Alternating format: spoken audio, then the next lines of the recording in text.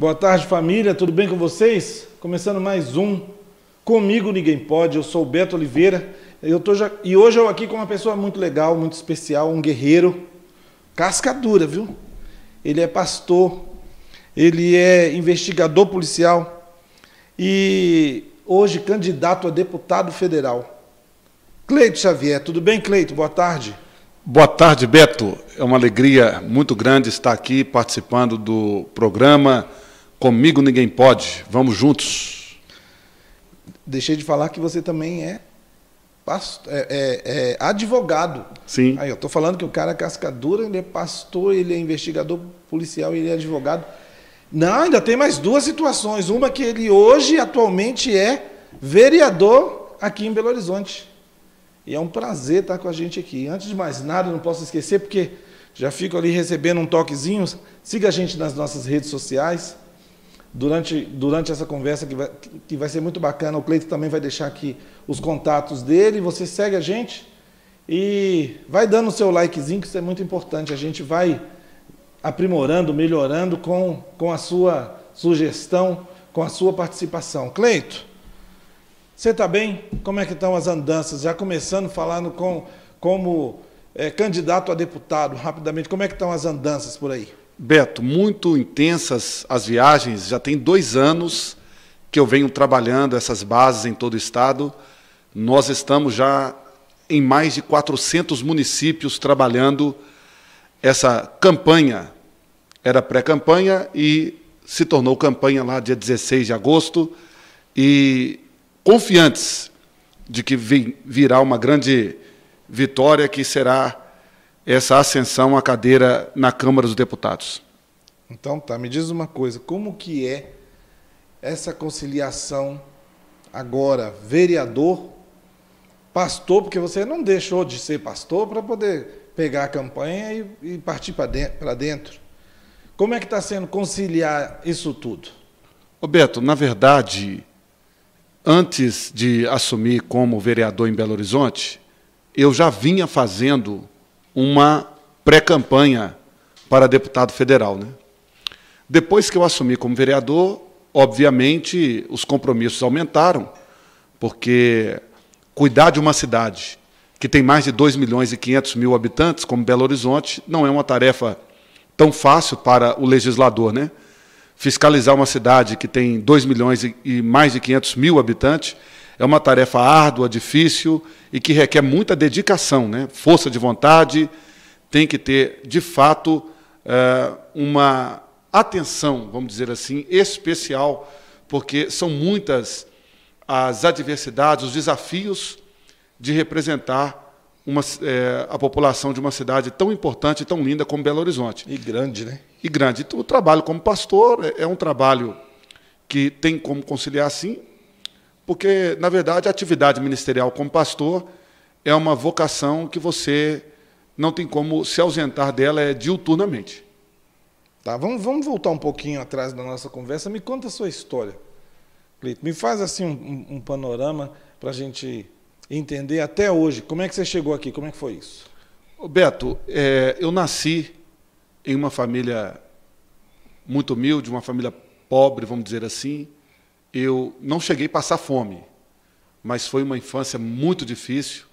Eu quero deixar um abraço para o meu pai, o Dário Xavier, deixar um abraço para a minha mãe, a Maria Auxiliadora, conhecida como Dorinha, ali no bairro União, né? Um abraço para o meu irmão Washington.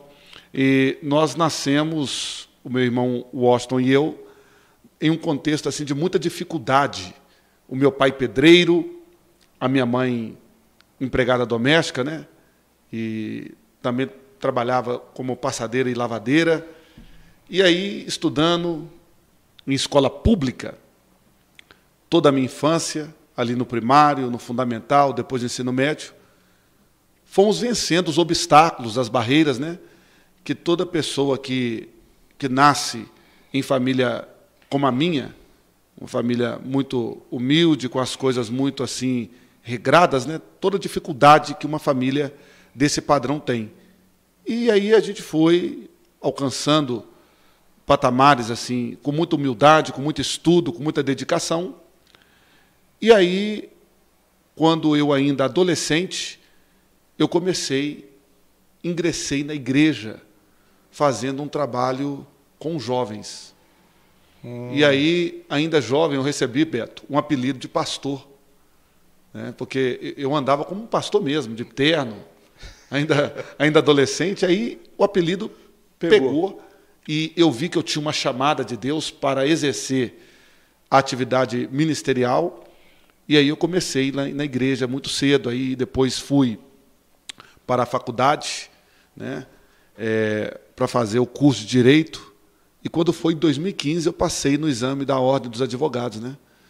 E politicamente a gente vem caminhando desde 97 com coordenação de campanha política, ajudando os candidatos, e eu fui candidato a primeira vez em 2014 para deputado estadual, onde eu consegui 7.172 votos em 163 municípios. Uma campanha humilde, sem grande estrutura, ou quase nenhuma estrutura. O partido, naquela ocasião, estava disputando pela primeira vez uma eleição, que era o Partido Ecológico Nacional, e aí começou a carreira política, candidato, assim, propriamente dito, em 2014. Cleiton, então você me fala que você veio de uma origem simples, né? E hoje é advogado, que é um curso que não é considerado simples. Então, pastor, detetive, investigador da Polícia Civil. Quem é o Cleiton Xavier? Isso tudo. Pai, ele é casca grossa, como eu falei. Como que é o Cleiton Xavier no dia a dia? O Cleiton tem várias, como você diz, atribuições, né? Várias. O trabalho policial é um trabalho muito lindo, um trabalho necessário, um trabalho onde nós nos abdicamos do nosso próprio estilo de vida para servir a sociedade. Eu passei no concurso da Polícia Civil em 2008, Beto. Então, 2008. Vai fazer 14 anos que eu estou na Polícia Civil aqui do estado de Minas Gerais, no cargo de investigador, né? Então, nós temos galgado aí alguns patamares, vamos dizer assim, algumas posições que a gente acredita que foi o próprio Deus, com um propósito muito definido, o Senhor Deus tem nos colocado nessas funções. Então, o Cleiton Xavier, ele se apresenta como um simples cidadão, mas que tem aí várias atribuições, como você bem disse aí. Vou pular para uma situação que agora já é mais impactante. Em relação à impunidade criminal, Cleiton, vamos falar aqui como você, como investigador, como um policial, a impunidade criminal, como é que você se posiciona em relação a algumas situações que até mesmo influenciam, incentivam crimes? Beto, a legislação penal no nosso país chega a ter aberrações, porque existem as lacunas no nosso ordenamento jurídico que dá a sensação de que a polícia está verdadeiramente enxugando gelo. Uhum.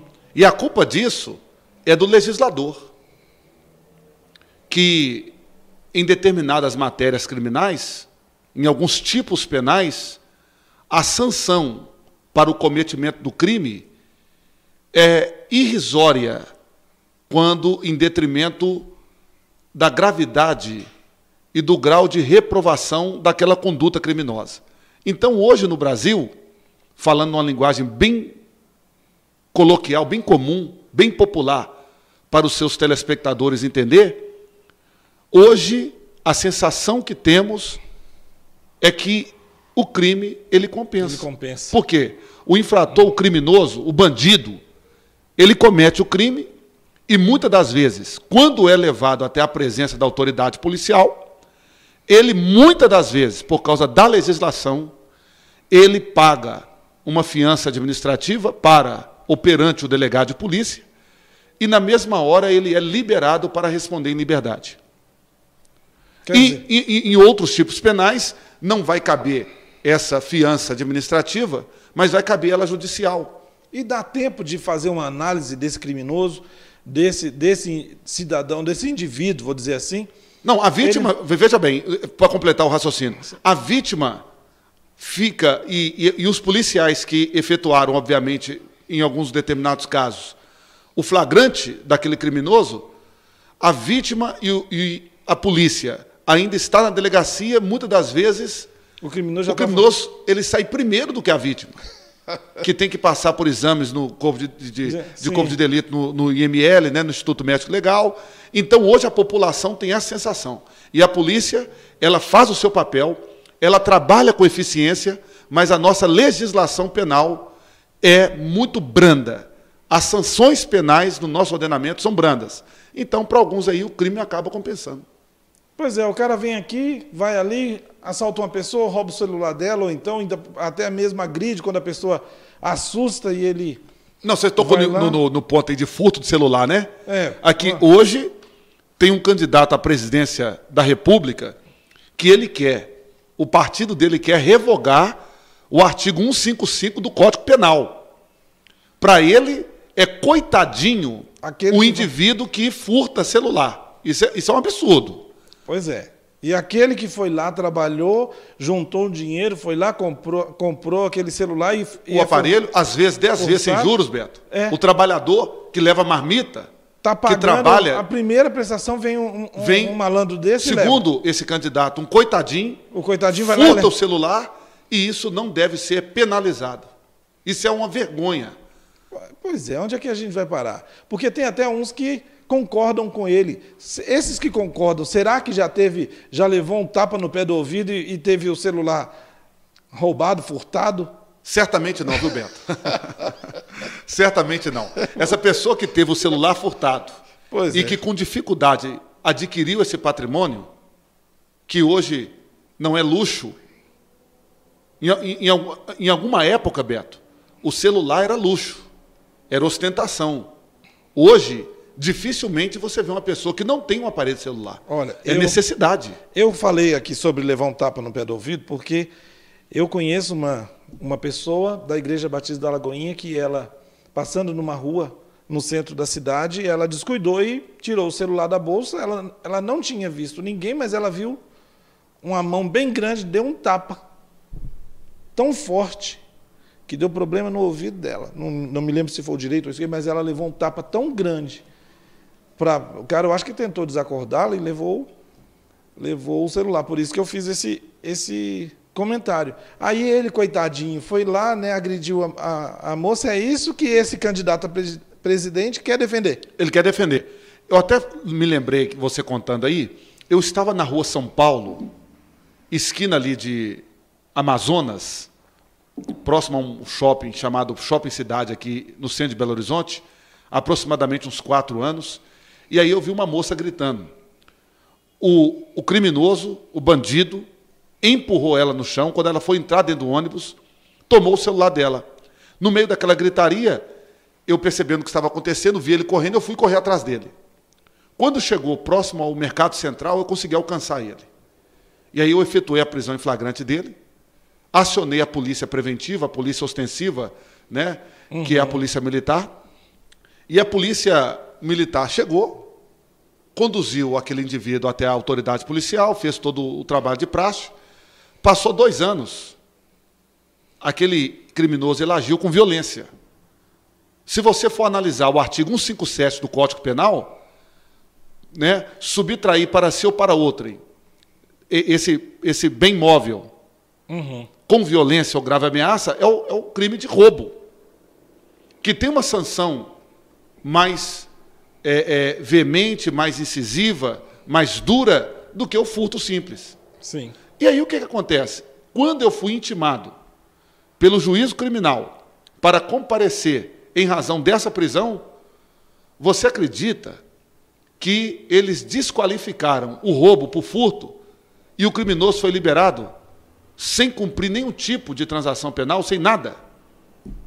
Eu perdi um dia de serviço para poder ir lá no fórum, na vara criminal. Não, fora o anterior, que você já teve que correr atrás do cidadão. Não, eu corri risco de ser atropelado. Pois é. Tá certo? Então, e esse candidato, que vem candidato a presidente da República, ele está dizendo que isso deve ser normal. a pessoa tomar celular do outro, furtar o celular. Isso é um absurdo, uma vergonha, Beto. Sinceramente, a gente que é cidadão de bem, a gente não entende como que nascem esses projetos, onde nós esperamos que os governantes, nós esperamos que o Cleito, como deputado federal, nos apresente propostas para nos dar melhor satisfação de segurança. Aí vem uma situação dessa, mas lá de cima, como presidente, não, peraí, esse aqui é coitadinho, ele te roubou, já estamos ele te reféns furtou. dos bandidos. Pois é, já A estamos. população de bem já está refém dos bandidos. O que o deputado federal vai fazer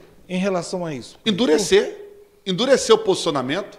No nosso sistema de governo no Brasil, o presidente da República, ele não vai governar só com medida provisória. Mas só me faz um favor. Olha para aquela câmera ali e fala assim, porque eu te perguntei, dentro dessa conversa, questão de segurança. O que o deputado Cleito Xavier, deputado federal... Ô, Cleito, cadê seu número? Né? Fala aqui seu número. Que eu estou concorrendo? Isso, agora. 3322, velho. 3322 é o número do 3322. Então fala aqui para os nossos colegas o que o deputado federal Cleito Xavier vai fazer em prol da nossa segurança. Primeiro, propor projetos de leis mais severas para aquele que comete crime. Sobretudo aquele que comete crime hediondo. Aquele que comete crime equiparado a hediondo. Aquele estuprador, aquele terrorista, aquele que comete crime contra a segurança nacional, aquele que comete crime contra as forças policiais, que pratica homicídio contra o policial. Olha, temos que endurecer as penas para aqueles que cometem esses crimes. Então, temos que propor projetos que, de fato, protejam a população. Porque a população de bem não pode ficar refém. O criminoso que comete crime, ele quer enveredar por esse caminho, ele quer trilhar pelo caminho do crime, ele não pode ter, por exemplo, Beto, progressão de regime. Ele não pode ter regalia, visita íntima. Ele não pode ter, sabe o quê?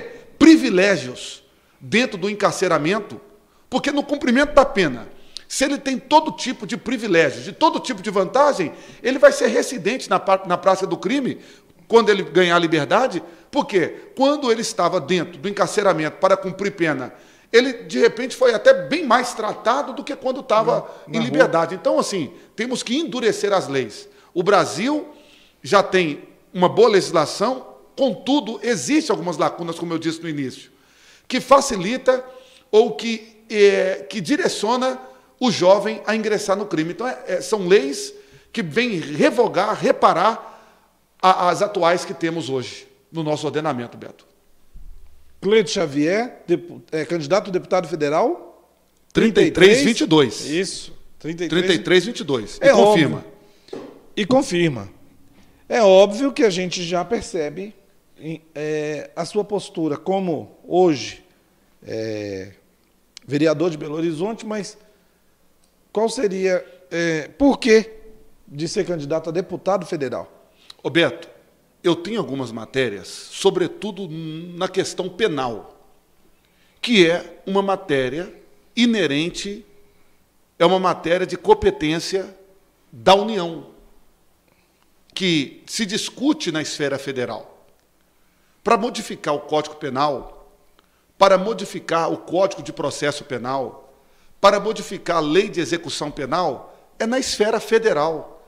A Câmara Municipal é um lugar é um ambiente muito propício, sim, para a gente cuidar da cidade, levar ideias e projetos que possam trazer modernidade, valorização do espaço público, maior emprego das finanças públicas no âmbito do município.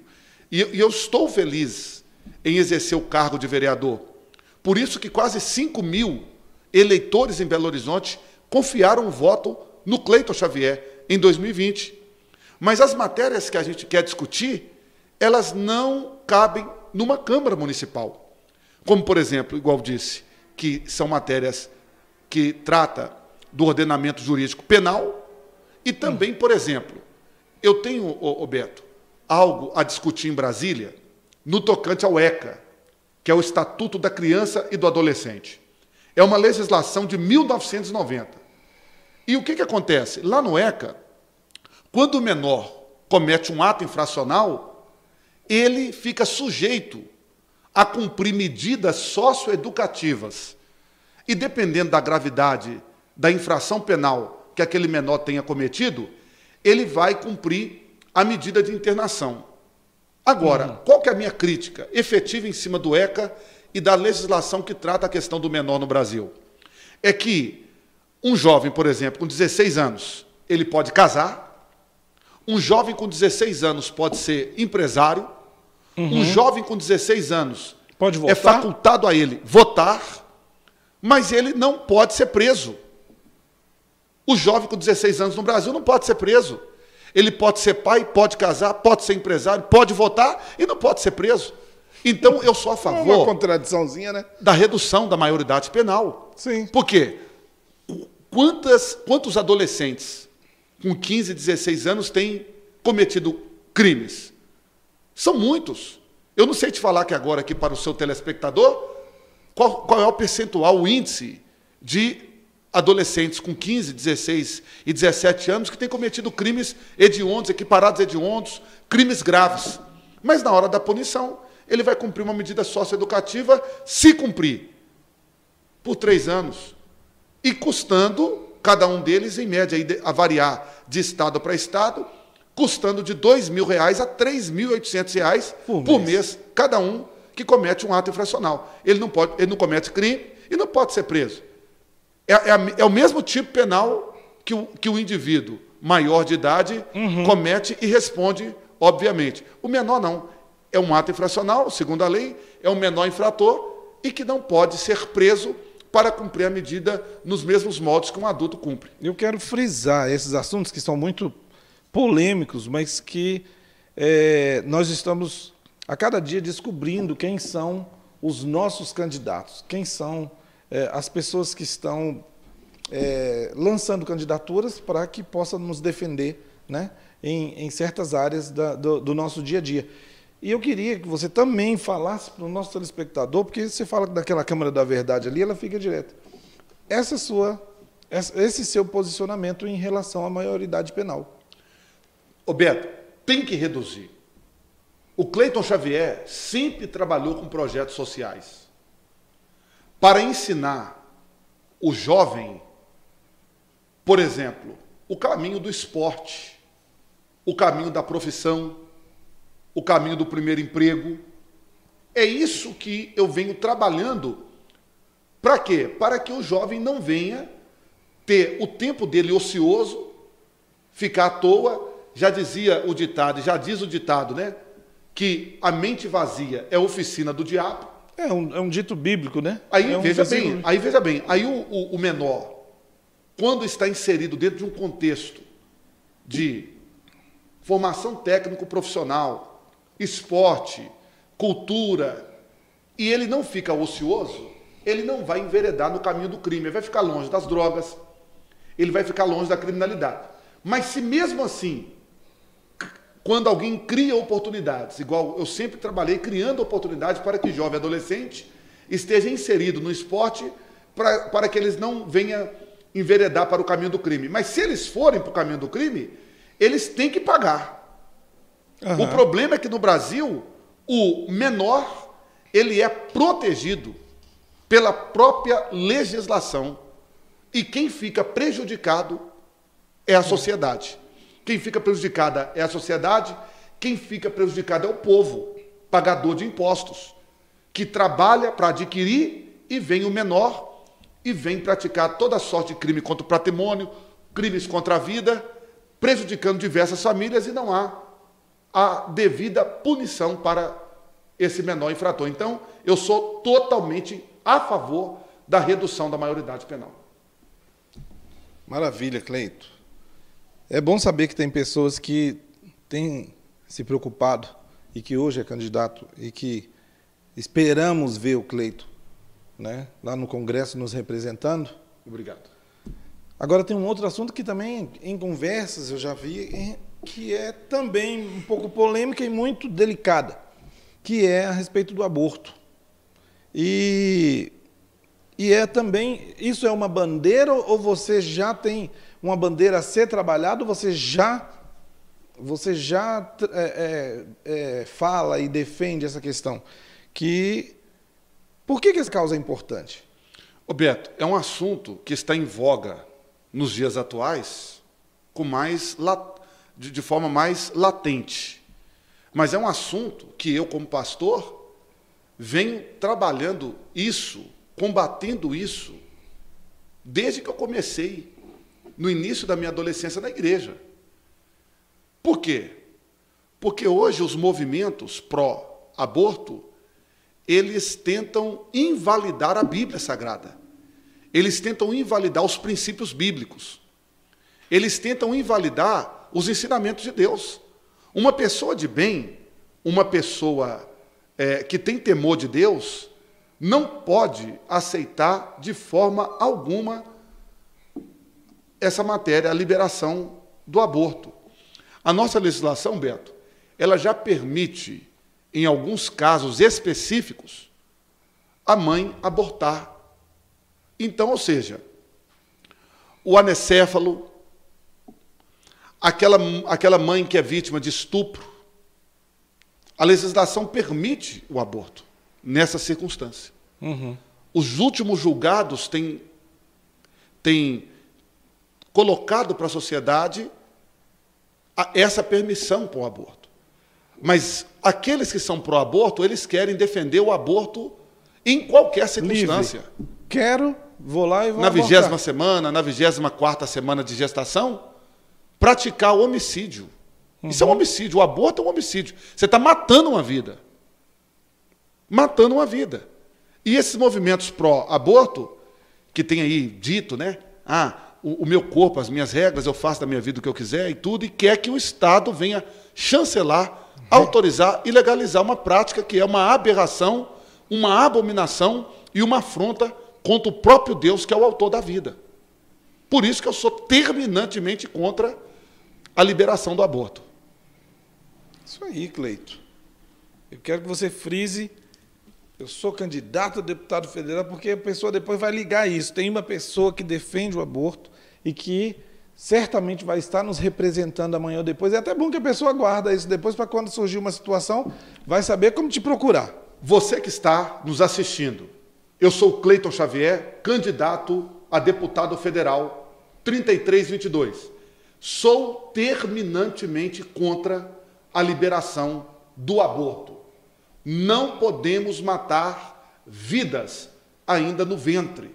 Não podemos deixar com que a vida seja reduzida a nada por esses movimentos feministas, movimentos pró-aborto, que são a favor dessa pauta. Então, se você também é contra o aborto, é contra a liberação do aborto, vem comigo, porque você vai ter representante na Câmara Federal que é terminantemente contra o aborto. Maravilha. Cleiton, me fala o seguinte, como é que você vê hoje a análise, qual a sua análise em relação à situação política do país? Roberto, a situação política do país, você hoje pode tratar esse assunto em vários aspectos. O processo eleitoral, por exemplo, 2022, eu tenho dito que será a eleição mais importante da história da democracia do país. Nunca tivemos um processo eleitoral igual o de hoje no aspecto da polarização, por exemplo. Uhum. Está polarizado. Eu tenho viajado aqui pelos municípios do estado de Minas Gerais, pelo interior do estado.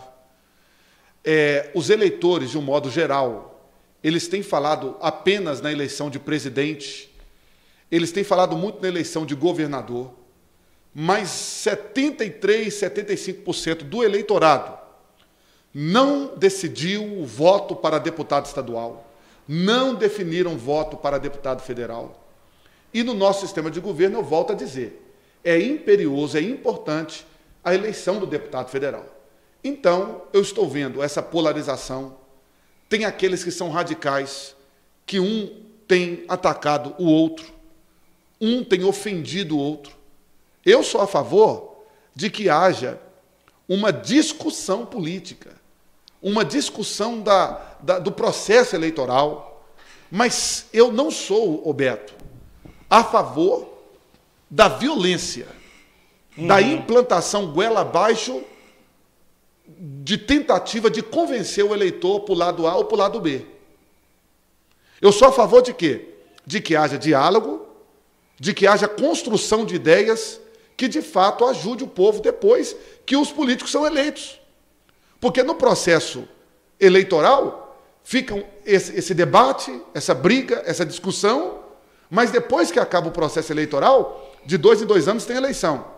Os políticos que são eleitos esquecem do povo e da necessidade do povo. Então, nesse contexto político atual, eu gostaria de dizer para todos vocês, eleitores, que me ouvem nesse momento, que você analise bem, não vote emocionado, não vote porque o candidato é bonito, porque ele é feio, porque ele fez isso, que ele falou aquilo. Não, analise quem é o candidato, procure saber, pesquise o candidato. Por quê? Porque senão ele vai voltar a te procurar ou a relacionar com você só depois de 4 anos. Então é muito importante, nesse contexto político tão importante que estamos vivendo hoje, de polarização, você, primeiro, se posicione pelo lado que vai atender a expectativa de você enquanto indivíduo, cidadão, pai de família, família de bem. Uma coisa que tem acontecido muito, que nessas caminhadas nossas e com conversas com outros candidatos, enfim, em meio a uma renovação no meio da política, a gente tem visto que o eleitor não é tão bobo mais, né? Não é tão bobo, não é mais bobo. Que muitas das vezes, antigamente, a gente sabia que eu voto em fulano, mas eu preciso de um saco de cimento. Aí eu voto em Beltrano, mas eu preciso que me dê uma telha, um tijolo. Aquele candidato que eu vou até concordar, se eu chego para alguém e falo, ô Cleito, eu vou votar em você, mas eu preciso de um saco de cimento, depois eu posso te cobrar o quê? Você já me pagou o saco de cimento, você não tem mais compromisso com isso. Mas só que isso acabou, porque o povo hoje sabe que não é mais à toa que ele tem que pegar e dar o voto dele em troca de um saco de cimento e depois perder um apoio de alguém que quer te defender em tudo na sua vida. Em relação à saúde, em relação à educação, à segurança, que é algo que hoje dá medo você sair na rua. Roberto, o Tribunal Superior Eleitoral, TSE, tem que agir com punho de aço contra esses políticos que ainda insistem em comprar voto. Porque a população está precisando. Eu tenho ido em alguns locais que tem gente passando fome, Beto. Sim. Tem gente que não tem o que comer. E aí tem políticos corruptos que aproveitam da situação de vulnerabilidade do povo e vai lá comprar voto com cesta básica, com cimento, com tijolo, com remédios, com merenda e com tanto de coisa. Vai lá comprar o voto. E eu quero fazer um apelo aqui para o Tribunal Superior Eleitoral, para o TRE, o Tribunal Regional Eleitoral, para a Justiça Eleitoral, para agir com punho de aço contra esses maus políticos que compram o voto. Porque ele compra o voto, mas depois ele vai querer tirar esse dinheiro de algum lugar. E aí depois a polícia vai ter que agir igual agiu naquela busca e apreensão lá na Bahia e encontra na sala da casa do político 50 milhões em espécie. Enquanto o povo está sofrendo sem emprego, sem cesta básica, sem assistência, e o político guardando em casa 50 milhões de reais, igual a polícia estourou naquela busca e apreensão lá na Bahia. Então isso é uma vergonha, Beto. Não podemos esquecer disso de forma nenhuma. Não podemos. Agora, falando de um assunto bom, já nós vamos voltar aqui. Você falou sobre o Supremo Tribunal Eleitoral. Eu quero voltar num outro Supremo. Quero falar com você a respeito disso. Mas você como pastor, Cleito, né? Nós falamos aqui como vereador, né? como candidato a deputado, como advogado e investigador. Ainda tem muitas coisas para a gente bater um papo, mas como pastor, hoje a igreja tem se posicionado melhor em relação à escolha dos seus candidatos? Roberto, eu quero aproveitar esse espaço para mandar um abraço para o meu pastor, pastor Jorge Linhares, da Igreja Batista Getsemane, mandar um abraço para todos os pastores e líderes que fazem parte do CONIEV, que é o Conselho Brasileiro de Igrejas Evangélicas Independentes. Quero mandar, em especial, um abraço para o meu amigo, para meu pastor Leno também, lá da Igreja Batista Anunciar, lá do bairro Solimões, que tem sido um conselheiro, tem sido um instrumento de Deus para abençoar a minha família. A igreja, Beto, ela despertou. E nós tivemos uma reunião recente agora com o atual governador do estado de Minas Gerais, e os vereadores tiveram, a maioria dos vereadores tiveram a oportunidade de falar com o governador, que foi, numa reunião, falar dos seus projetos.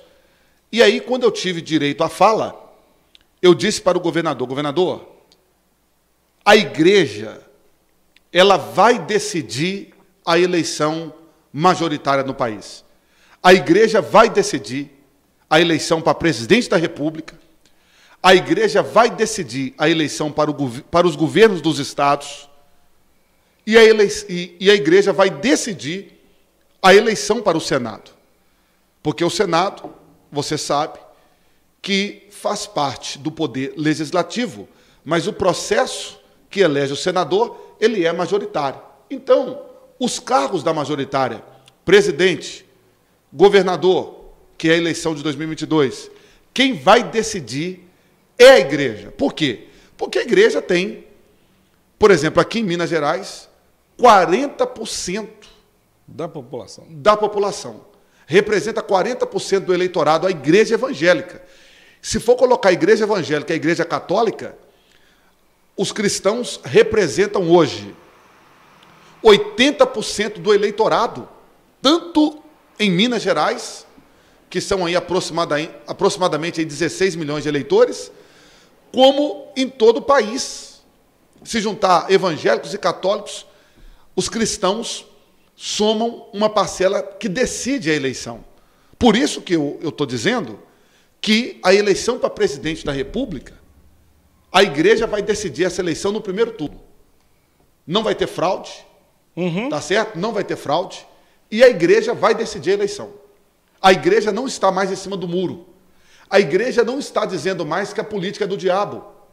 A igreja não está mais endemonizando a política, como antes alguns pastores tinham essa concepção de que a igreja não podia envolver com a política, que a política era coisa do diabo. Olha, a política é a arte de governar, é a arte do diálogo em prol do crescimento da polis, da cidade. Agora, o que não agrada a Deus são os corruptos.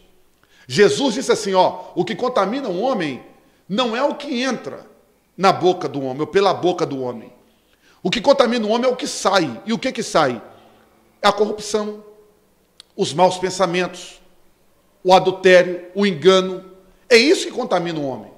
Então a política, a arte de governar, ela está paralela aos princípios da palavra de Deus, porque se você pega a Bíblia Sagrada, de Gênesis até Apocalipse, a Bíblia fala de política. Daniel foi um político. José foi um político. José, lá no Egito. José de Arimateia foi um senador. A escolha para libertar Jesus ou não foi uma decisão política. Uma decisão política. Quando Herodes decidiu matar todas as crianças até 2 anos de idade na era cristã, no início da era cristã, para tentar, com essa investida, matar Jesus, foi uma decisão política. Então, ou você gosta da política, ou você vai ser governado por quem gosta. E geralmente quem gosta é mau caráter. Geralmente quem gosta é pilantra.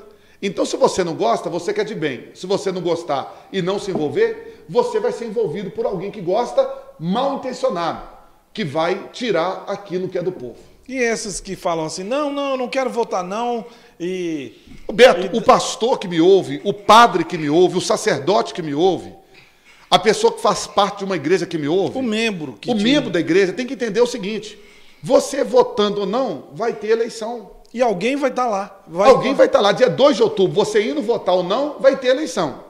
E outra, Veja bem, em Minas Gerais são 77 deputados estaduais, 53 deputados federais.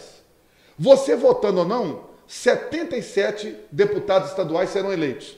Não tem segundo turno para deputado. Você votando ou não, 53 deputados federais serão eleitos.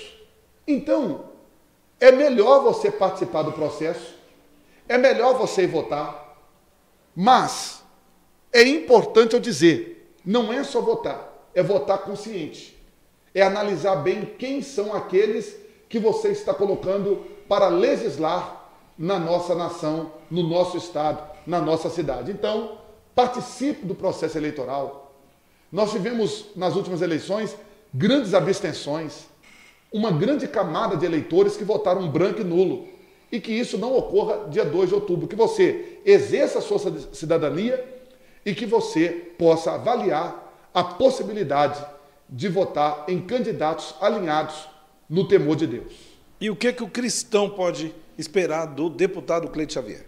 O cristão pode esperar do Cleiton Xavier uma boca de Deus, uma boca profética, uma voz aguerrida e corajosa da Câmara dos Deputados. Por quê? 2 Timóteo 1,7, a Bíblia diz que Deus não nos deu espírito de covardia, mas de poder, amor e moderação.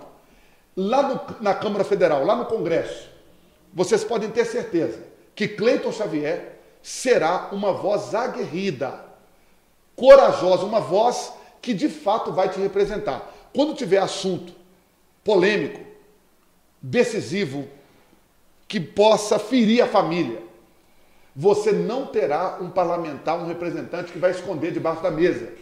Porque tem muitos que se dizem evangélicos, muitos que se dizem católicos, tem muitos que se dizem cristãos, mas que tem alguns temas lá no Congresso, lá na Câmara dos Deputados, que eles se escondem, eles se abstêm. No dia de votação importante, eles inventam e não comparecem na sessão. Então, o que nós precisamos é de sal que salga, é de luz que se coloca em cima do alqueire. Ninguém acende uma lâmpada para colocar ela debaixo da mesa. Então você está depositando o seu voto, a sua confiança em alguém que não vai se omitir, que não vai se abster. De todas as votações que eu já participei de projetos na Câmara Municipal de Belo Horizonte, eu nunca me abstive. Eu nunca deixei de votar. Nunca fiquei em cima do muro. Eu sempre decidi. É lógico que a gente nunca agrada a todos. Não tem como a gente agradar 100% da população. Então a gente tem que decidir. E eu sempre decidi em favor da família.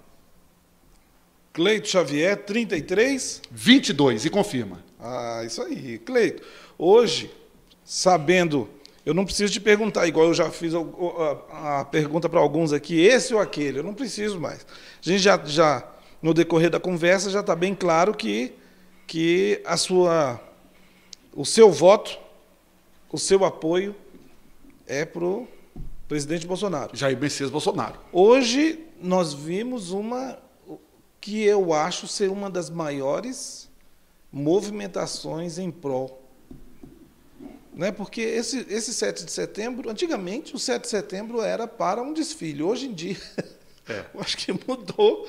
O desfile está bacana, mas foi para dar um recado que o presidente está aí, né?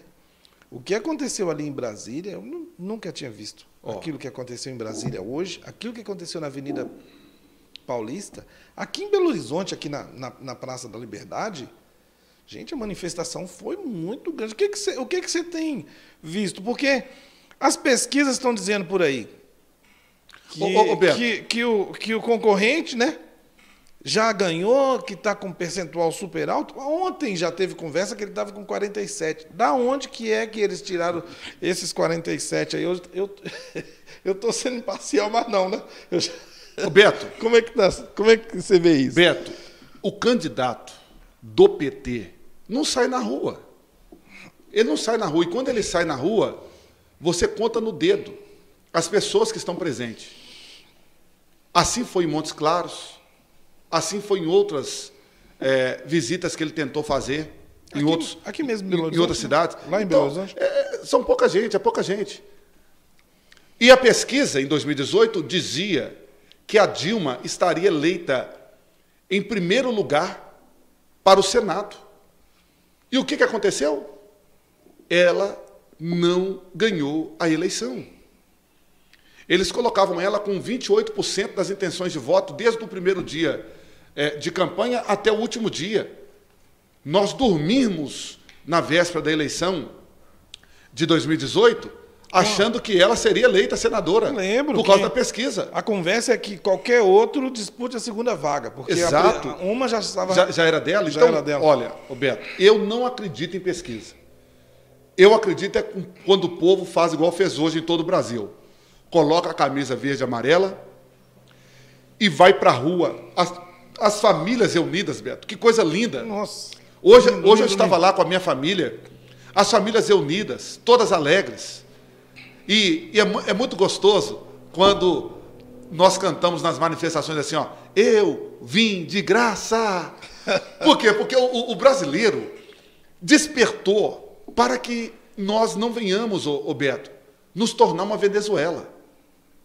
O Brasil despertou para que nós não venhamos nos tornar algumas nações aqui da América do Sul, alguns países aqui da América do Sul, como Chile, Argentina e outros.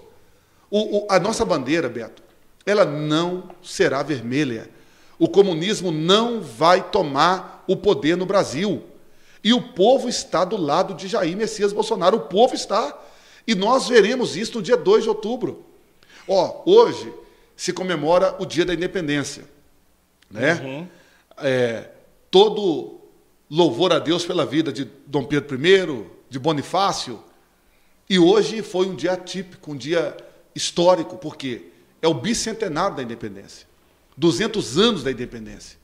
E hoje eu vi o sentimento patriotista, Uhum. né? Os patriotas nas ruas, com as famílias, levantando a bandeira.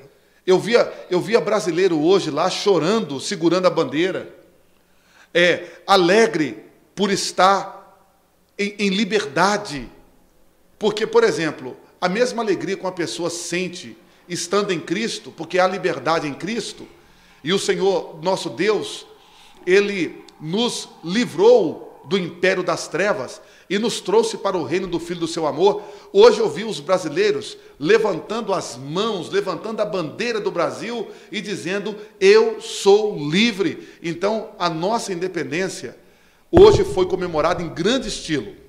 Em todo o Brasil, milhares e milhares de pessoas declarando que o Brasil é do Senhor Jesus. Milhares de pessoas evangelizando, demonstrando o amor à nossa pátria, que é uma pátria muito abençoada.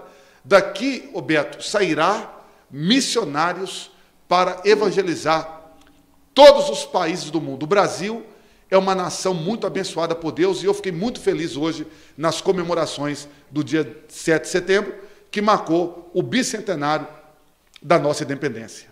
Maravilha. Cleito, vou te fazer uma pergunta aqui que alguns eu nem quis cogitar. Mas como eu falei no início que você é casca grossa, eu vou te perguntar. E o STF? O STF é a vergonha do Brasil hoje. Se tem uma vergonha no Brasil hoje, chama STF. Tá certo? Eu até nem falo do André, nem falo do Cássio Nunes, os ministros, porque chegaram recentemente. Mas, sabe o que eu critico? Fala em geral, né? Que fica... Sabe o que eu critico? Eu critico a forma pela qual a Constituição estabelece os membros do Supremo Tribunal Federal. É indicação do presidente da República. É uma atribuição peculiar do chefe de Estado, chefe de governo, que é na pessoa do presidente da República. Por quê? Na minha avaliação, Beto, para você figurar como ministro da maior instância do judiciário de uma nação como o Brasil, uma nação com mais de 200 milhões de habitantes, esta pessoa ela deveria ter chegado no maior nível da carreira de um juiz. Deveria ser por meio de concurso público, dentre aqueles que galgaram as instâncias do judiciário.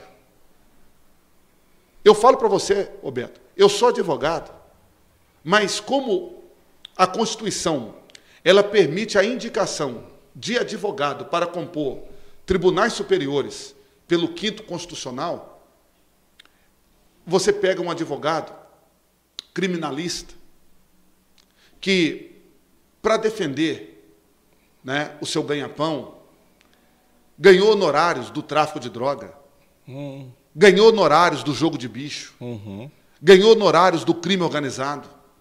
E aí você vê a pessoa hoje como guardião da Constituição da República, uma pessoa que nunca passou num concurso, uma pessoa que quando fez a prova da OAB, tá certo? Que é uma prova que exige muito, a pessoa não conseguir passar numa prova da OAB, repetir várias vezes para poder passar na prova da OAB e depois não passa no concurso, não advoga.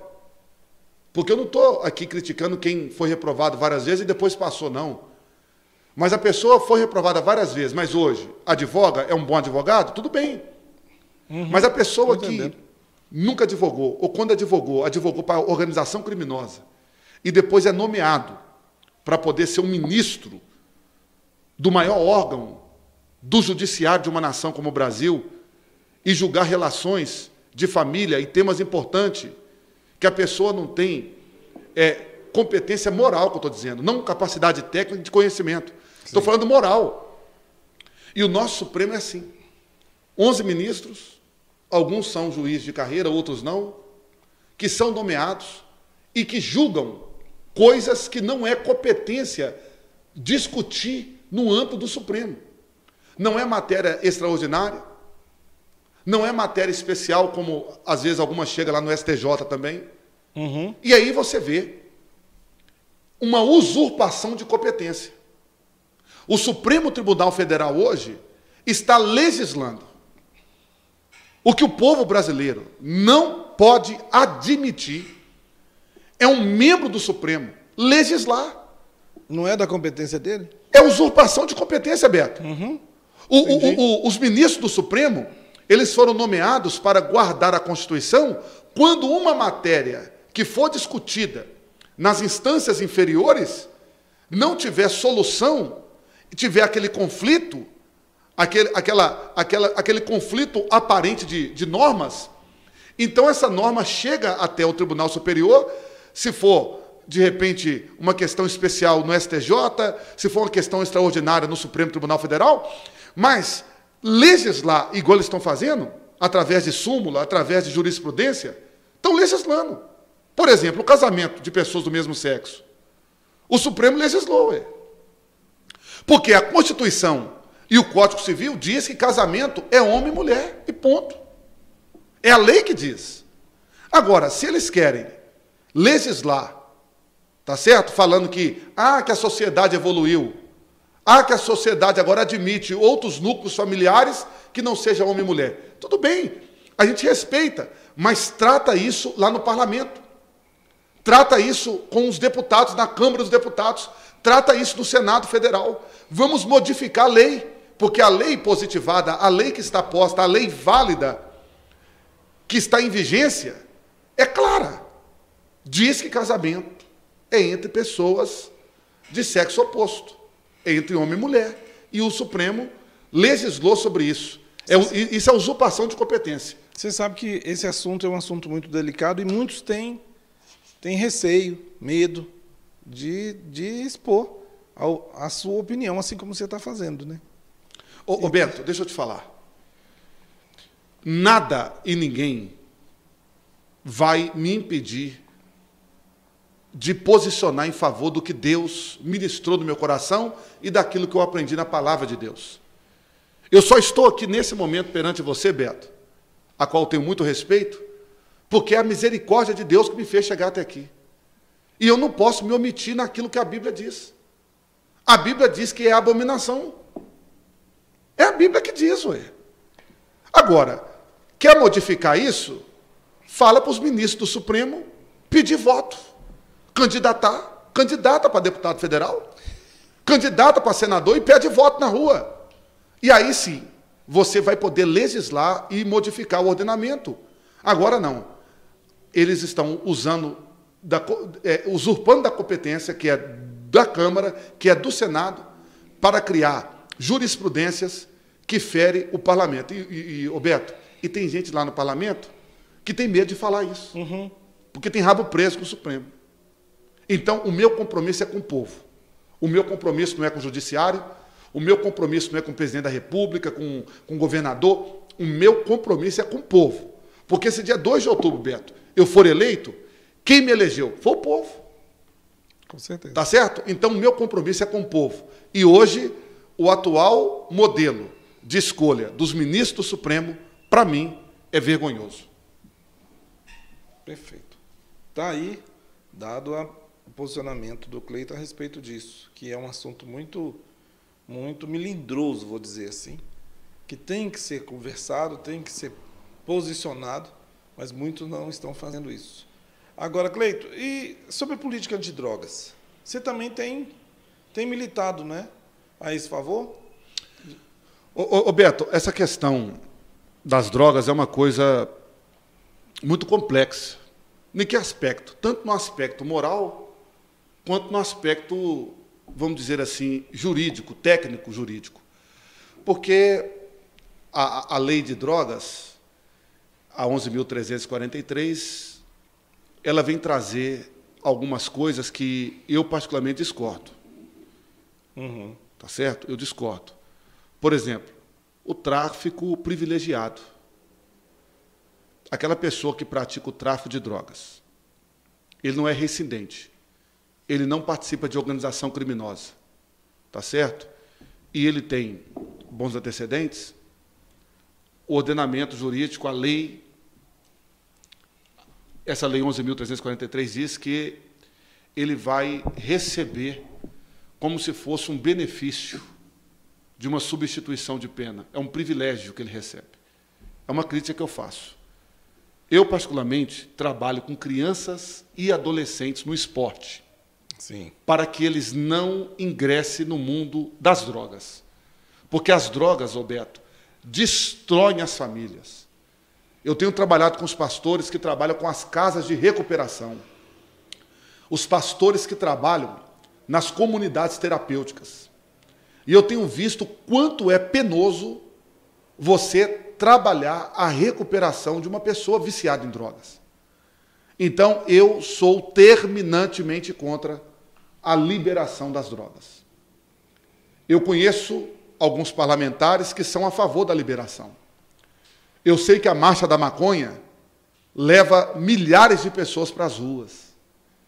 Mas o malefício que a liberação das drogas pode trazer para as famílias não está escrito. Eu, particularmente, estive em São Paulo há alguns dias. Nós tivemos uma convenção do nosso partido em São Paulo e eu fiquei assustado porque eles acabaram com a Cracolândia e todos aqueles usuários de drogas que ficavam ali espalhou para São Paulo.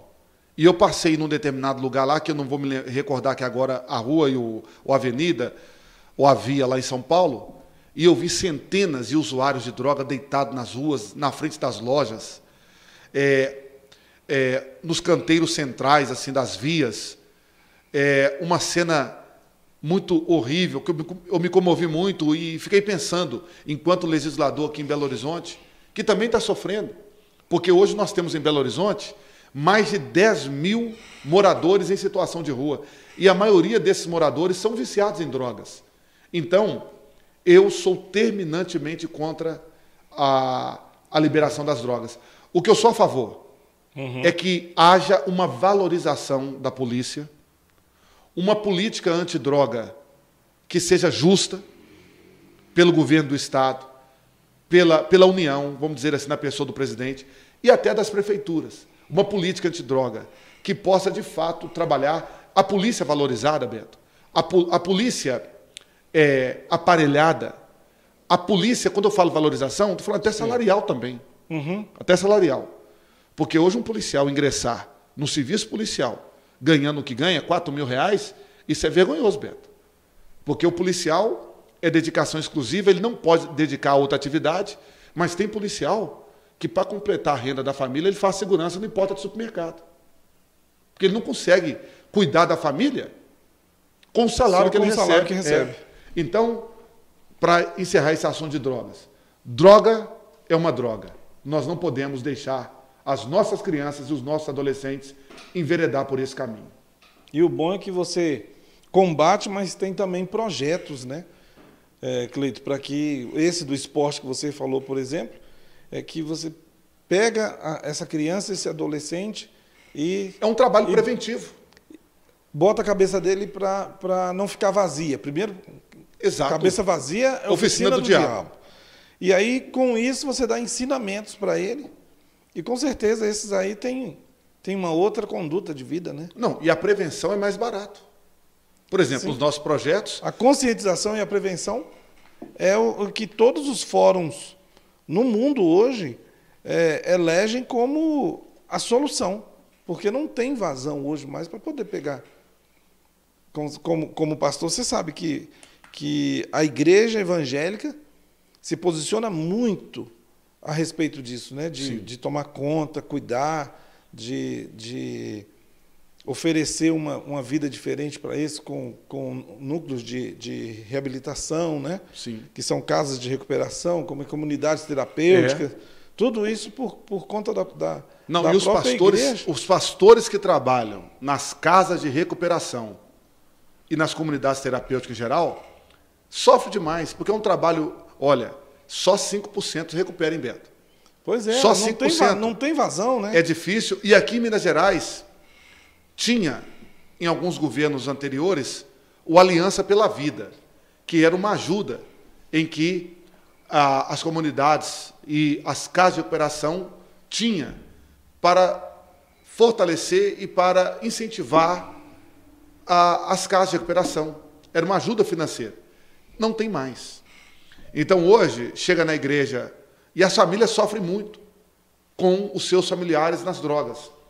E aí as famílias chegam na igreja, às vezes, a pessoa ouve a palavra de Deus, nós oramos por libertação, a pessoa aceita Jesus, e aí nós não temos um local para enviar essa pessoa para poder recuperar do vício das drogas.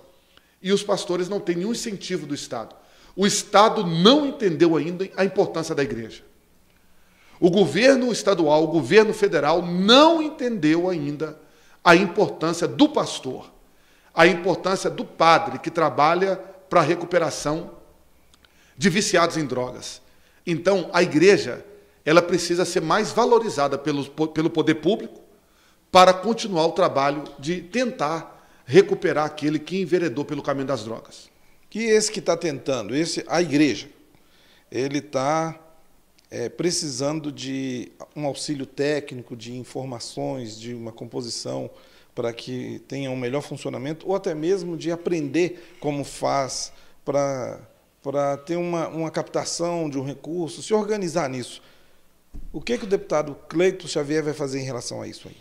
Roberto, é importante criarmos um projeto de lei dentro do orçamento da União para que a União possa trabalhar junto com os governos estaduais e, por sua vez, os governos estaduais poderem trabalhar em parceria com os municípios para que pense, através desses repasses, dessas previsões orçamentárias de recurso para essa área específica, para ajudar as famílias.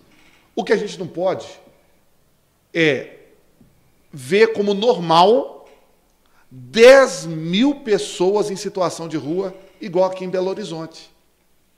Você passa ali debaixo do viaduto, próximo à Avenida Antônio Carlos, Cristiano Machado, na Lagoinha, Bernardo Vasconcelos, Américo Vespúcio, e você vê quantas pessoas estão ali usando drogas, ali no complexo da Lagoinha, dormindo na rua. Então, nós não podemos passar por eles e achar que isso é normal. Nós precisamos unir forças, tá certo?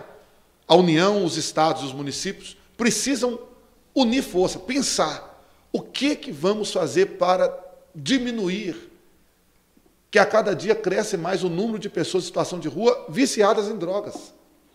Então, são projetos de leis que ajudem as entidades do terceiro setor, vocês podem me cobrar isso, e que ajude as igrejas para participar efetivamente no processo de tentar recuperar essas pessoas que são viciadas em drogas e que a maioria delas estão em situação de rua.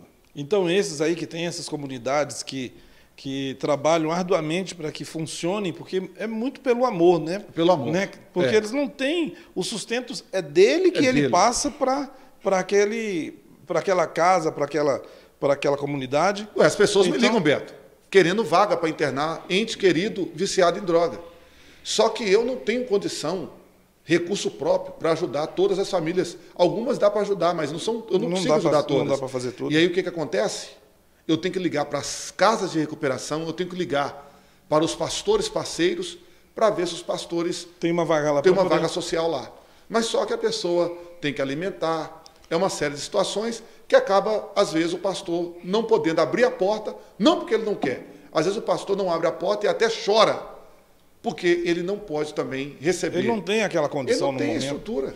E aí, então, esse pastor, esse da comunidade, essa pessoa pode contar com o deputado Cleiton Xavier. Conte com Cleiton Xavier, independente da eleição do dia 2 de outubro. Porque eu já venho fazendo isso, eu já venho ajudando. Agora, eleito deputado federal, nós iremos ampliar aquilo que a gente já faz. Aquilo que a gente já vem fazendo.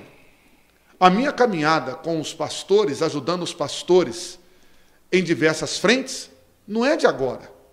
Não é porque eu sou candidato agora. Desde 2000, quando eu nunca tinha disputado eleição nenhuma, e fui disputar só 14 anos depois que eu comecei esse trabalho, é que a gente pensou em ser candidato.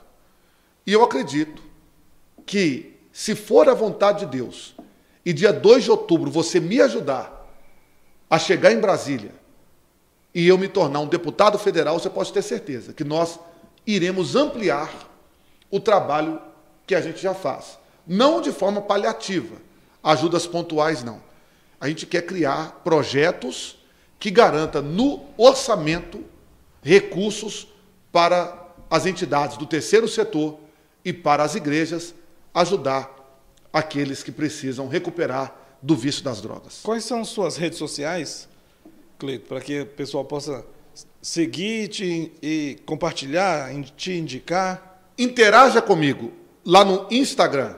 Você pode procurar lá a minha página Cleiton Xavier PC.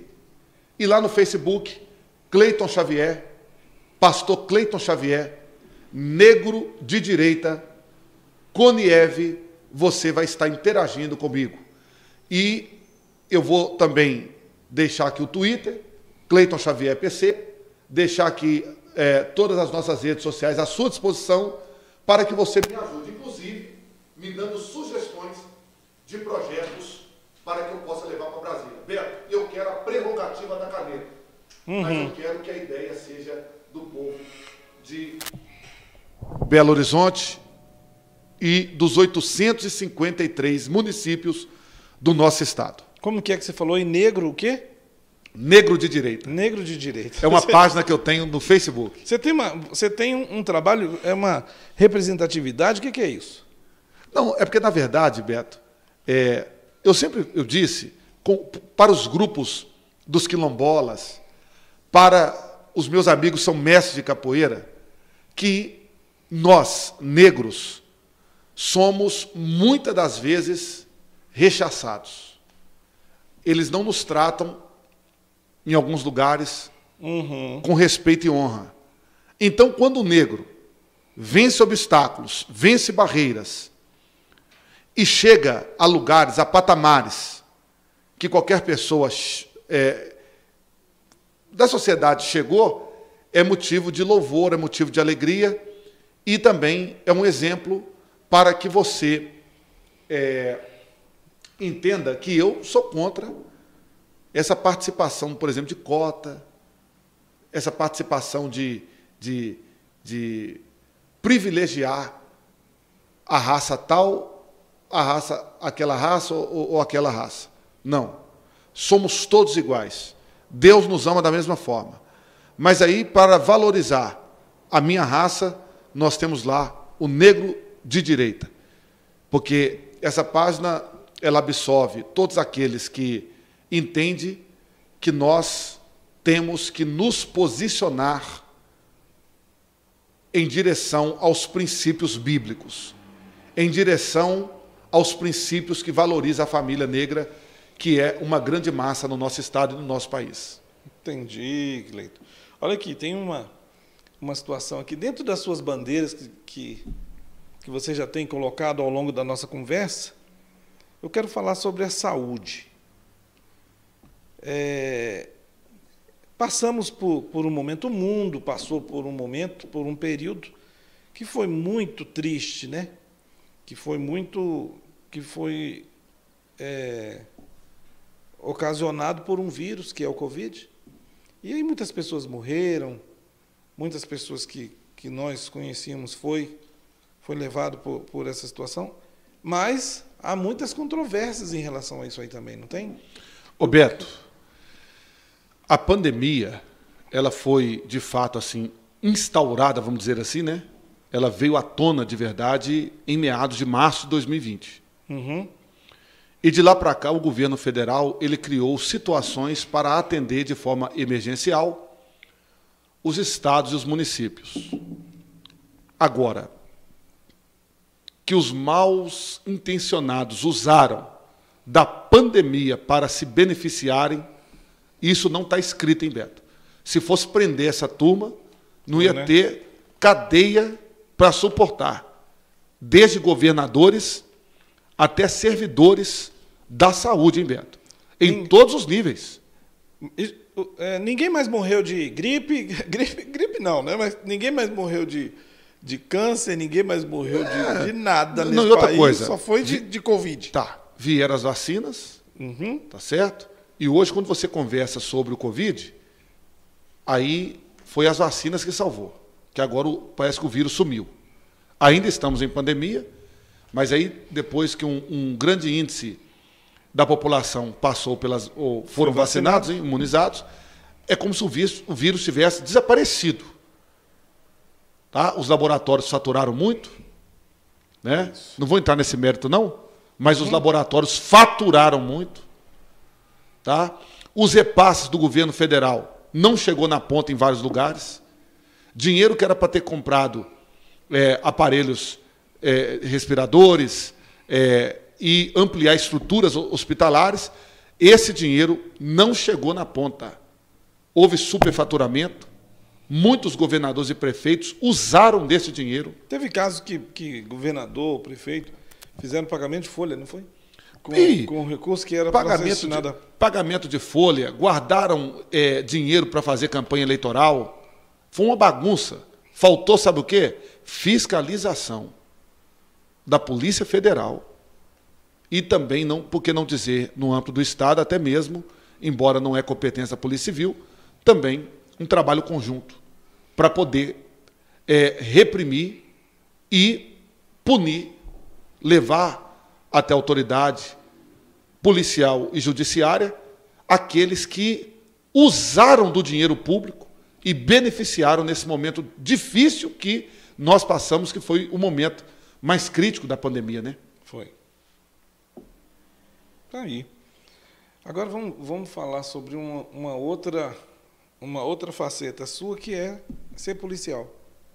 Você tem também uma bandeira que é a valorização do policial, né? Você falou ainda há pouco sobre o salário não foi o teto, mas o salário do policial. Esse foi o militar que você falou, que não. É de 4 mil, ou o salário militar do policial? E policial civil. Uhum. O policial militar e o policial civil, ele ingressa nas forças policiais com um salário aí de 4 mil e alguma coisa. Isso é muito pouco.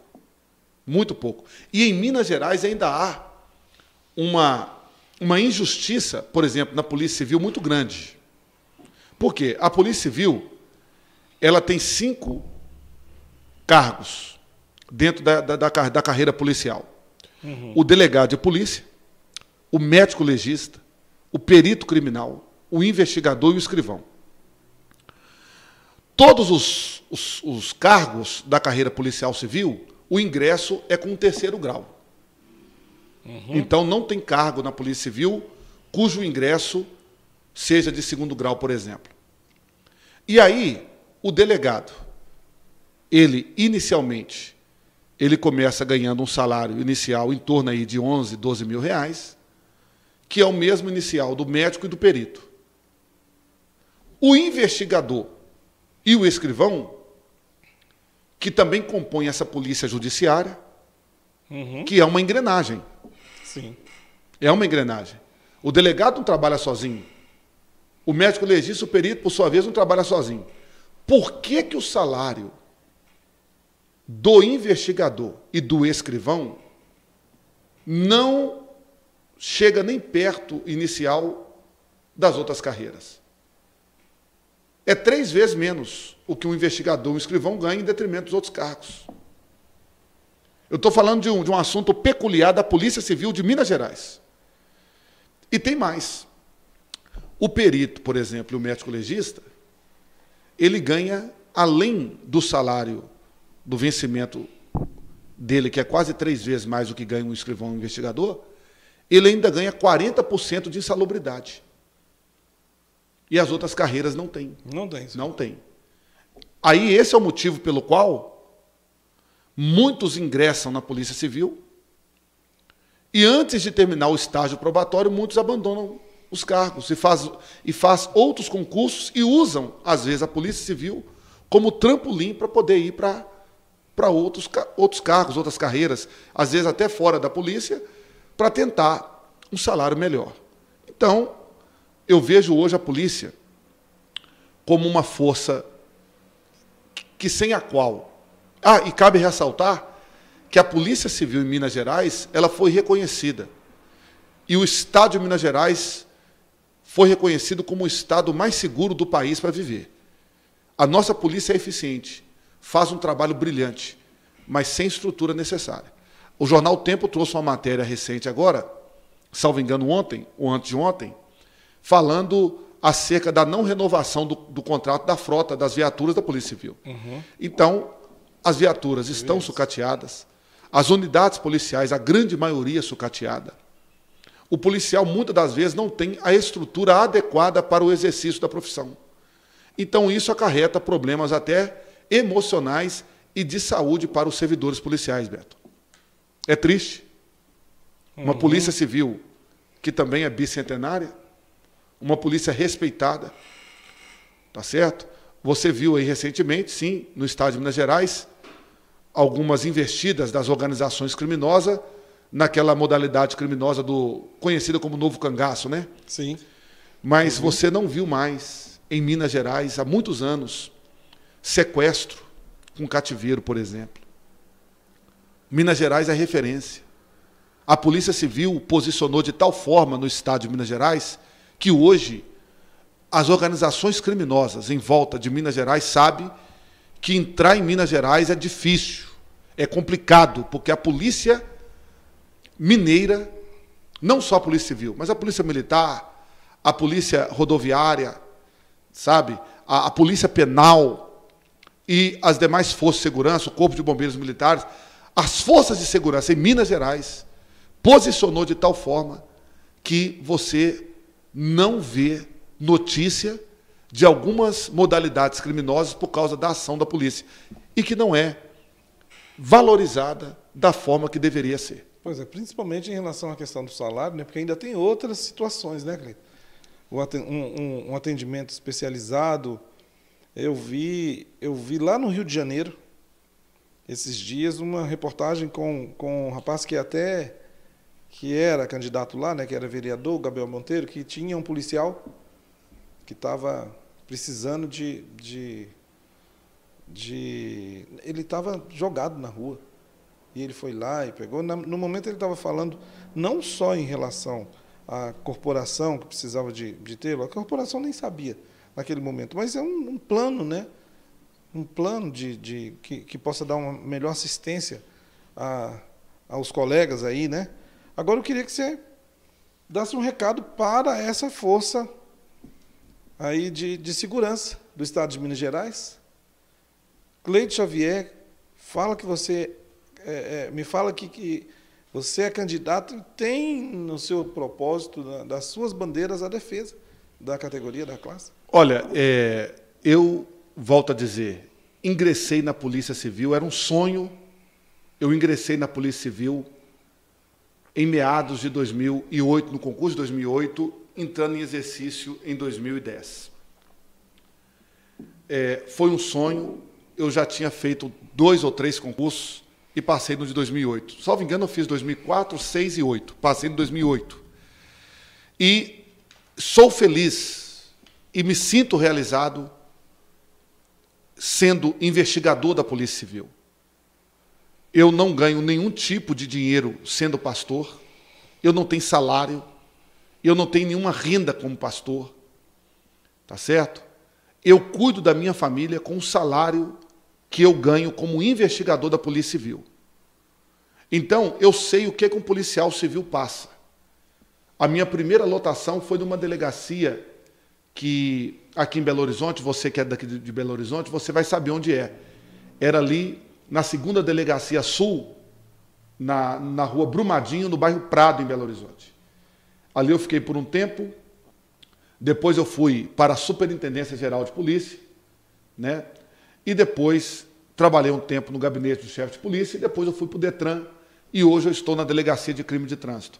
Eu passei por algumas unidades, eu participei de algumas operações policiais, e na delegacia eu percebi como que os policiais trabalham em situações adversas para cumprir a atividade do seu dia a dia. Policial tendo que fazer vaquinha para comprar utensílios para a delegacia. Eu já participei de várias vaquinhas na delegacia para poder comprar equipamento de trabalho, tá?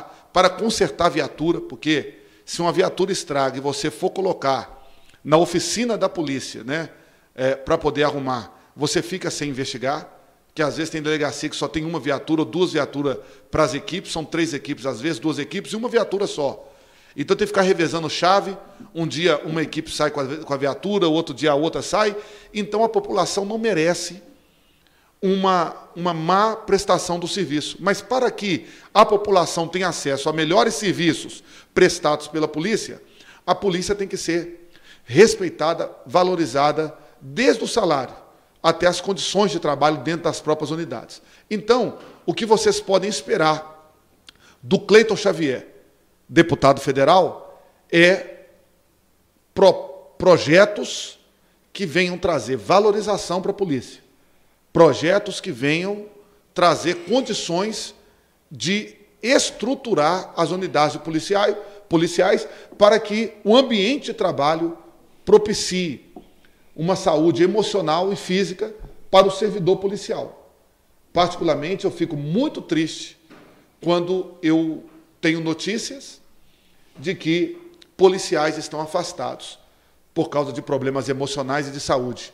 Alguns a gente trabalha, a gente visita, junto com o DRH da polícia, faz um trabalho muito lindo, e também de oração e de acompanhamento aos policiais, que muitas das vezes eles são vistos como homens de ferro, mas, na verdade, por fora do homem de ferro, por fora da mulher de ferro, tem um pai de família que é sensível, tem uma mãe de família que é sensível e que tem que voltar para casa no final do dia. Não tem como combater a criminalidade, não tem como combater o crime organizado, se muitas das vezes o crime está mais organizado do que as próprias forças de segurança. Então vamos trabalhar juntos. Eu quero a prerrogativa da caneta, mas eu quero que a ideia seja sua, para que a gente possa tentar melhorar, porque eu penso em me aposentar policial. Eu não quero fazer outro concurso para outras carreiras, eu quero porque é uma realização pessoal. Então já vai lá para 14 anos, dentro da polícia. O meu filho, Juan, o mais velho, tem 11 anos. E todo o sustento da minha família veio da Polícia Civil.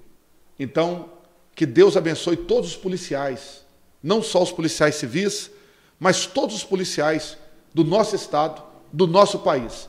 Juntos vamos combater a criminalidade e também vamos buscar sempre a nossa valorização, porque o policial valorizado, a família do policial está bem servida e o policial trabalhando feliz, o policial trabalhando realizado, quem ganha, no final, é a população de bem. Maravilha, Cleito. Vamos só fazer, então, um resumo do que nós estamos conversando aqui sobre suas bandeiras, né? Acabamos de falar sobre a questão da segurança pública, valorização da polícia, ficou muito bem claro. E seria legal que essa sua mensagem chegasse a todos os policiais de Minas Gerais, né? Para saber que tem alguém com postura, com punho firme para representá-lo e que certamente é ganho para a categoria, né? O que mais? Nós falamos sobre o esporte, sobre quando se está envolvido em esporte, é menos uma cabeça pensando em crime? O esporte, Beto, no nosso país hoje, por exemplo, o futebol, ele mexe com todas as camadas da sociedade. Os nossos projetos, através dos Atletas de Cristo, não é só o futebol, mas o futebol é o carro-chefe. A gente trabalha todas as modalidades do esporte como forma preventiva. Eu vejo o esporte como, não só quando um adolescente ingressa no esporte, a nossa intenção não é que ele seja um jogador profissional, um atleta profissional de qualquer modalidade do esporte, mas a gente forma o caráter do homem, da mulher, desde a disciplina inserida no esporte. Então, o esporte, para mim, é uma ferramenta para ajudar as famílias com os seus filhos. Então, estuda um período, o outro período pratica o esporte. Então, nesse período, não há tempo para a ociosidade. Quando chega à noite, aquela criança, aquele adolescente que estudou e trabalhou, ou estudou e praticou esporte durante o dia, ele vai querer descansar e, certamente, não terá tempo para ter a mente vazia. E os Atletas de Cristo? É uma associação linda. Né? Desde 81, os Atletas de Cristo têm se reunido, não só em Minas, não só no Brasil, em mais de 100 países. Então, é uma bandeira cujo objetivo é o evangelismo através do esporte. Dá um toque para os Atletas de Cristo, que a gente quase que passa batido neles, né? Olha, quando você falou aqui em relação ao esporte, eu lembrei dos Atletas de Cristo, que você também é bem chegado, né? Olha, eu quero deixar um abraço para todos os Atletas de Cristo, tanto os profissionais quanto os amadores, que estão espalhados em todo o estado de Minas Gerais, em todo o Brasil. Eu quero pedir que Deus estenda as mãos sobre a vida de vocês, porque vocês são referência, e que vocês usem o que Deus colocou nas suas mãos para evangelizar crianças, adolescentes e jovens. Os Atletas de Cristo são homens e mulheres que decidiram viver e se superar através do esporte e levar a mensagem do Evangelho. Porque a palavra do Senhor nos diz, no Evangelho de Marcos, no capítulo 16 e no versículo 15, ide e pregai o Evangelho a toda criatura. Então, nós precisamos pregar o Evangelho a toda criatura. Entendeu? Quem crê e for batizado será salvo, diz a Bíblia. Então, os Atletas de Cristo têm levado essa mensagem. Os testemunhos de vida dos Atletas de Cristo têm feito várias pessoas levantarem as mãos nas reuniões, aceitando a Jesus como único e suficiente Salvador de suas vidas. Então, é um abraço para todos vocês, daqueles que eu conheço, daqueles que eu não conheço, mas que é um atleta de Cristo. Quando você entrar em campo, quando você entrar na quadra, quando você pular na piscina, quando você estiver no ringue, no tatame, quando você estiver lá no palco, se apresentando, que você levante a mão para o céu e glorifique o nome de Jesus, porque foi Jesus que permitiu você chegar até aí. Um abraço para todos os Atletas de Cristo espalhados em todo o estado de Minas Gerais e em todo o Brasil. Maravilha. Nós falamos no início Nós já estamos quase terminando, tem mais uma situação rápida que eu quero ver com você. Nós falamos no início sobre o posicionamento da igreja, sobre uma liberdade. Não, o STF estava se posicionando para que a igreja não tivesse uma liberdade, vamos dizer assim. Ô Beto, então, que assunto legal, não é? Que assunto importante ser tratado aqui. Pois é, e tem pontos aí, né, que a gente precisa de dar um toque sobre essa questão da liberdade religiosa, né? Ô Beto, a Constituição de 88, que é essa Constituição cidadã, essa Constituição, né, que a gente chama, os constitucionalistas chamam ela de semi-rígida, ela traz a liberdade religiosa como direito fundamental. E a própria Constituição diz que o local de culto ele é inviolável. Nós sabemos que não há direitos fundamentais absolutos no sentido de um ser mais importante que o outro. A gente sabe que existem alguns direitos fundamentais que ele pode, em algum momento, sobressair a outro. Mas não há hierarquia. E a liberdade de crença, a liberdade de culto, o local de culto, é um direito fundamental, que a própria Constituição garante. Inclusive, o Código Penal, no artigo 208, ele vai preconizar, instituir o crime de violação e vilipêndio ao local de culto, passível de pena de multa e detenção. Então, o que aconteceu na pandemia? O presidente Jair Messias Bolsonaro, ele tentou estabelecer que as igrejas exerciam a atividade essencial. Mas o Supremo Tribunal Federal entendeu que quem deveria deliberar nas ações contra o combate ao Covid-19 eram os prefeitos e governadores. Portanto, os decretos, em muitos municípios, em muitos estados, impedia o exercício do culto. Alguns decretos estabeleceram que as igrejas tinham que fechar as portas. E aí essa matéria chegou lá no Supremo. E aí o ministro Cássio Nunes, eu me recordo muito bem, num domingo, ele decidiu que as igrejas não poderiam ser impedidas de fazer culto, desde que cumprisse as medidas sanitárias do distanciamento, do uso do álcool, do uso da máscara e outras medidas de prevenção para que o vírus não se proliferasse ou que pessoas não se contaminassem com o vírus.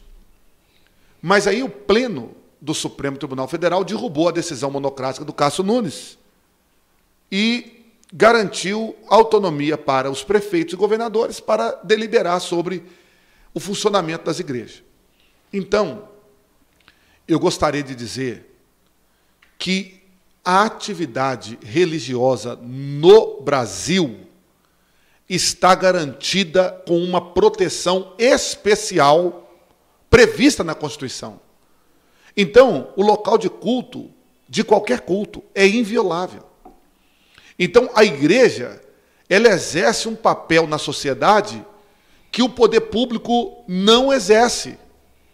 A igreja, ela exerce um papel perante a população que nenhum poder público, no âmbito municipal, estadual ou federal, faz ou se propõe a fazer. A igreja tem uma importância no contexto social muito grande. Então, a igreja precisa, Beto, gozar dessa proteção.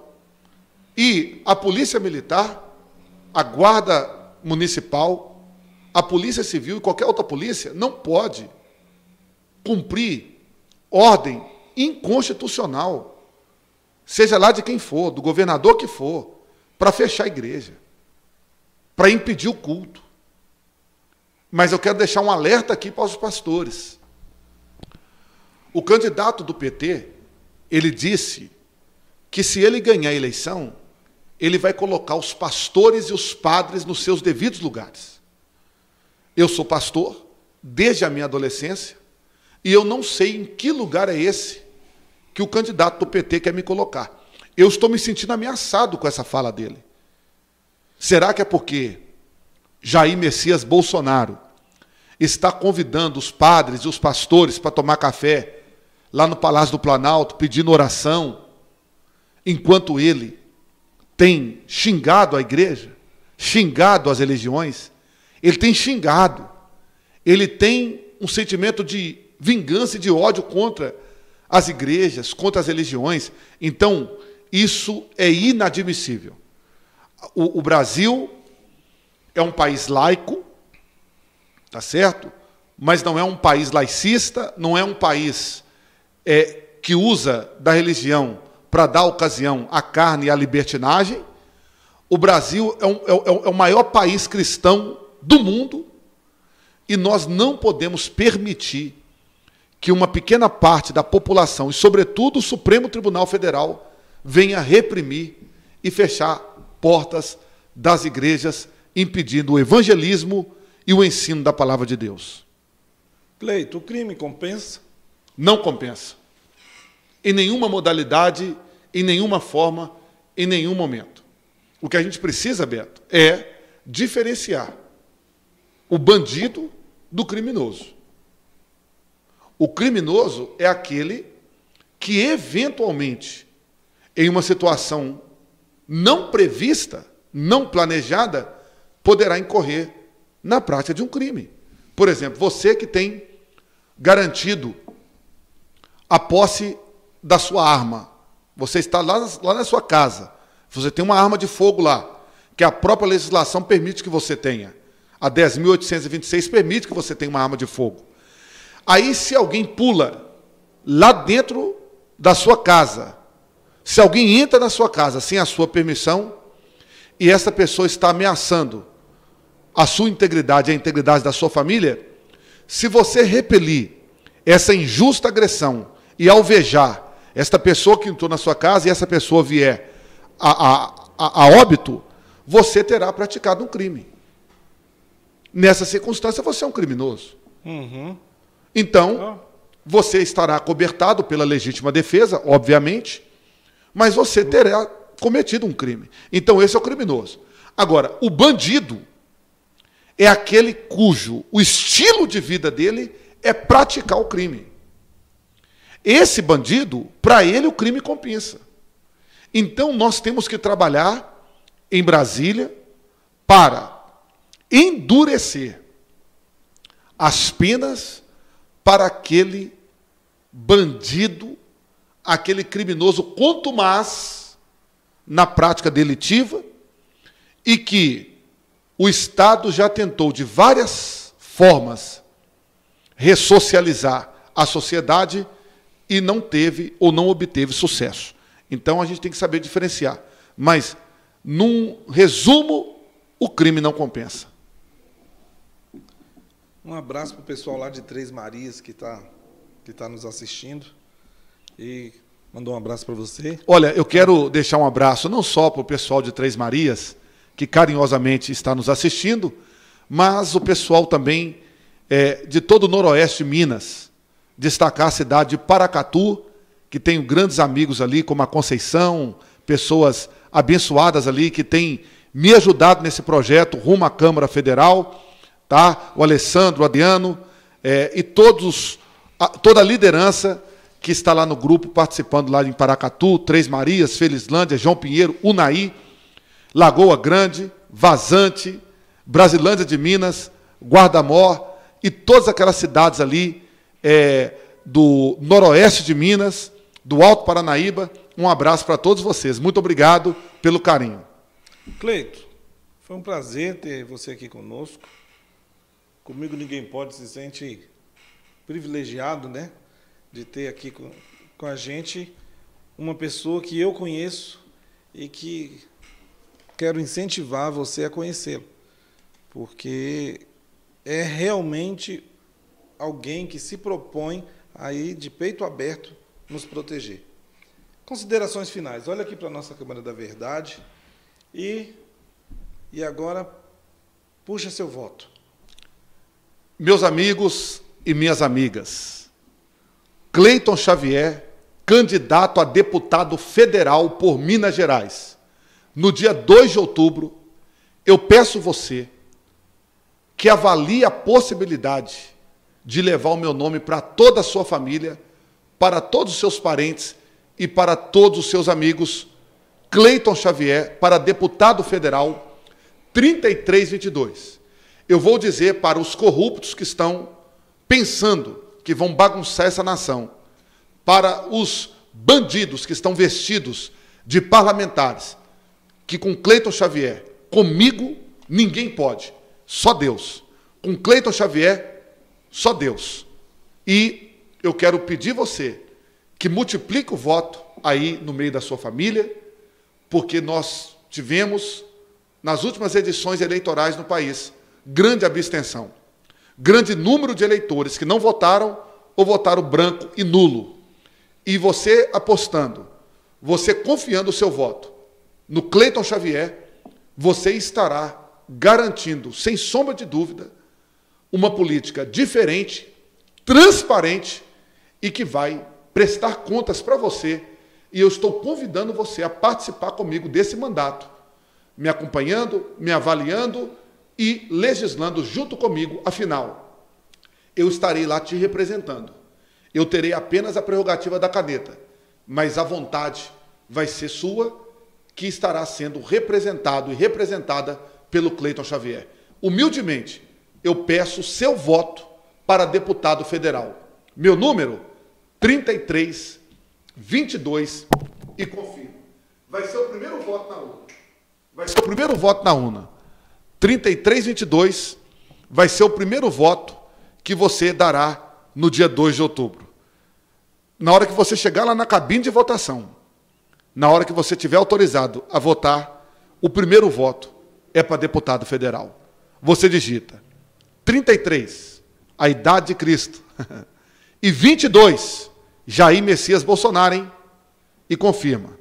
Independente se você vai votar no Bolsonaro, se é no Lula, independente do presidente que você for votar, independente do governador que você for votar, eu estou pedindo o seu voto para deputado federal. Eu peço a sua ajuda, eu peço as suas orações, e dia 2 de outubro, quando for por volta lá, das 18 horas, 18h30, nós já saberemos o resultado. E se for positivo, se eu for eleito deputado federal, eu não irei desapontar, eu não irei envergonhar a sua confiança. E eu vou honrar cada voto que você depositar em mim. Que Deus te abençoe. Um forte abraço do seu amigo Cleiton Xavier. Amigão, muito obrigado pela sua presença. Obrigado você, Beto. E contamos com você lá na Câmara. E tudo isso aqui nós esperamos de você. E eu peço seu voto, hein, Beto? Eu sei que o voto é secreto, eu sei que o voto é secreto, mas eu peço o seu voto. Avalie a possibilidade de você me ajudar com a sua família. Com certeza, claro. Gente, obrigado. Fica aqui mais um Comigo Ninguém Pode. Eu sou Beto Oliveira e Deus abençoe a todos.